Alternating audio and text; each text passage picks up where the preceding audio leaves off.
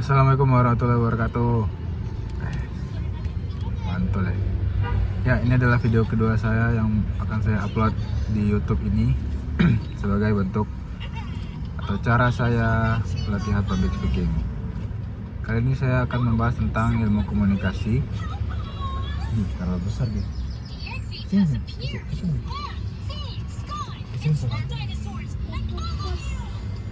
Ya, saya akan membahas tentang ilmu komunikasi, ilmu yang saya pelajari dari masa zaman kuliah S1, dan sekarang saya juga lagi kuliah S2 di jurusan ilmu komunikasi. Nah, ilmu komunikasi ini adalah ilmu yang mempelajari tentang pesan. Maaf. Tentang pesan. Komunikasi itu berasal dari kata commune yang artinya sama, common, yang artinya menyamakan persepsi. Jadi ada pesan dan ada persepsi. Pesan bisa ditangkap atau dipahami oleh orang karena ada kesamaan persepsi. Nah, seperti itu. Dan ada banyak teori dan model untuk bisa memahami ilmu komunikasi. Model yang sangat terkenal dan banyak digunakan oleh orang, terutama oleh orang-orang yang baru belajar ilmu komunikasi di S1, itu adalah model atau konsepnya Harold Laswell, yaitu who says what to whom in what channel with what effect. Jadi ada 5 aspek di sana. Who says what to whom in what channel with what effect. Jadi ada siapanya, subjek penyampai pesannya, ada pesannya, ada penerima pesannya to whom, ada in what channel, medianya, ada efeknya, gitu, efek atau dampaknya. Seperti itu. Jadi dalam hal memahami komunikasi dan seterusnya untuk meneliti komunikasi itu biasanya berkutat pada 5 hal tersebut. Terlalu besar, nah gitu. Apapun bentuk komunikasinya, nah itu akan dilihat dari 5 hal tersebut. Itu secara mendasar. Tapi belakangan saya mendengar bahwa banyak yang membantah atau mengkritik. Nah, ada banyak pakar yang sudah, saya tidak begitu tahu siapanya, tapi beberapa buku itu banyak yang menyampaikan bahwa itu adalah konsep yang lama dan terbantahkan. Karena gini, ketika berbicara who says what to whom, itu artinya ada praktek yang satu arah saja. Sementara zaman sekarang itu komunikasi dua arah itu semakin banyak. Bahkan media-media itu sudah menerapkan komunikasi dua arah. Jadi who-nya ini bisa jadi si whom juga gitu. Jadi menurut saya itu memahami ilmu komunikasi ini sangat menarik, apalagi di zaman sekarang ya. Perkembangan media sangat cepat, media sosial, bahkan teknologi komunikasi itu sangat berkembang cepat, dan kita bisa melihat berbagai aspek itu dari sudut pandang ilmu komunikasi.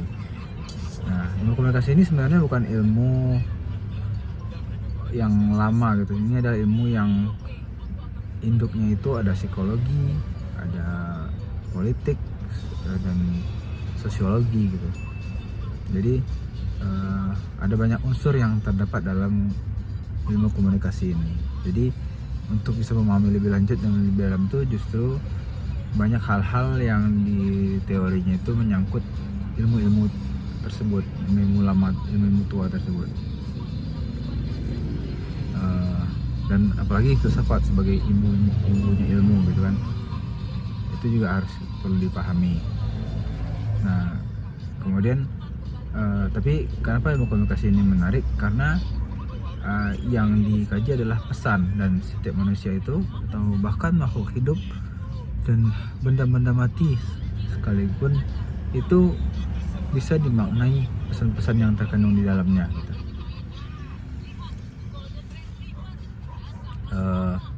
Nanti saya mungkin akan membuat beberapa konten entah di sini juga atau di channel lain tentang ilmu komunikasi, karena saya sangat ingin memasyarakatkan ilmu komunikasi ini, karena saat ini tuh banyak orang yang belum paham, bahkan sarjana komunikasi sendiri itu sering salah dalam memaknai ilmu komunikasi itu. Mereka sering tersesat dalam ilmu induknya, sosiologi, psikologi, antropologi, politik. Padahal intinya itu sangat sederhana, yaitu pesan dan persepsi. Kita hanya berkutat soal pesan dan bagaimana memaknainya dan bagaimana memahami dan menyamakan persepsi. Itu saja intinya sebenarnya. Tapi dengan itu saja itu banyak sekali hal yang bisa diteorikan, banyak sekali fenomena dan variabel-variabel yang dikombinasikan sehingga dia ilmu sangat beragam dan terus berkembang. Nah, orang tuh banyak yang belum familiar dengan ilmu komunikasi ini, walaupun ketika zaman kelulusan SMA banyak juga yang ingin masuk ilmu komunikasi. Karena apa? Karena dianggap gampang. Tidak, teman-teman. Pertama karena dianggap gampang, yang kedua karena merasa ini adalah prospeknya besar gitu. Memang prospeknya besar, tapi bukan hanya prospek kerjanya saja yang harusnya dipikirkan. Ilmu komunikasi ini adalah sebuah keilmuan. Dampaknya bukan hanya soal cari kerja, cari uang. Nah, kalau pemikirannya hanya cari kerja, cari uang, ya kerjanya hanya gitu-gitu aja, tidak bisa berkembang, tidak bisa mengembangkan kemampuan berdasarkan kedalaman ilmunya itu sendiri. Padahal kalau ilmunya itu bisa dipahami lebih lanjut, apapun kerjanya, mau itu PR, mau itu adalah jurnalis, orang media, apapun lah itu yang berhubungan dengan ilmu komunikasi, itu akan cepat berkembangnya, akan bisa lebih paham karena memegang dasar-dasar dan prinsipnya, kemudian bisa mengembangkannya. Apalagi kalau mau baca-baca jurnal akademik atau jurnal ilmiah yang mengkaji lebih dalam tentang perkembangan ilmu komunikasi. Nah itu, jadi saya meyakini bahwa teori dan praktik ilmu komunikasi itu harusnya sejalan dan bisa diimplementasikan gitu, teori-teori itu dalam kehidupan praktek. Nah, itu yang harusnya dipahami oleh orang yang ingin masuk jurusan ilmu komunikasi. Jadi jangan mikir gampangnya aja, jangan mikirin prospek kerjanya apa, karena nanti akan tersesat menurut saya gitu. Ini saya sendiri adalah orang yang tersesat dalam ilmu komunikasi, karena dulu saya tidak ada kepikiran masuk ilmu komunikasi. Saya ingin kuliah di arsitektur, psikologi. Tapi ada banyak kendala yang saya alami dan saya akhirnya direkomendasikan oleh paman saya yang merupakan doktor ilmu komunikasi untuk belajar ilmu komunikasi. Nah, satu-satunya landasan yang meyakinkan saya untuk bisa mau kuliah ilmu komunikasi adalah saya ingin kerja di media, tapi bukan sebagai jurnalis, tapi sebagai ilustrator. Nah, karena saya suka menggambar. Makanya tadinya saya pengen masuk arsitektur. Anehnya waktu itu saya tidak menemukan jurusan desain komunikasi visual, makanya saya milih arsitektur. Dan saya berpikiran di ilmu komunikasi saya bisa memfasilitasi kegemaran gambar saya nanti dan bekerja di media sebagai ilustrator. Nah, pada akhirnya saya di kuliah itu mengambil konsentrasi atau jurusan jurnalistik dan lebih mengarah pada penulisan berita, penulisan naskah, dan media-media massa gitu. Nah itu dia. Jadi ya begitulah sekilas tentang ilmu komunikasi yang ingin saya ceritakan. Semoga bisa menjadi informasi baru juga bagi orang-orang yang belum mengetahui secara mendasar, atau bisa jadi bahan diskusi juga buat teman-teman dari jurusan ilmu komunikasi.